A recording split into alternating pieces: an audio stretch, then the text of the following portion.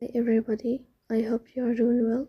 Today we will talk about how to fix or how to solve the problem of queue on Temu. We click on settings. Here we click on apps, default apps, app settings. Then you will search about the application of Temu and you will click. In this page you will click on first stop and you will click OK. Here you will enter to storage. Then we click on clear cache. In the end you will turn off your phone and you will restart your phone again to fix that problem.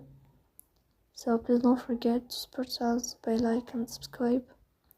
See you next time in another video and thank you for your watching and your time.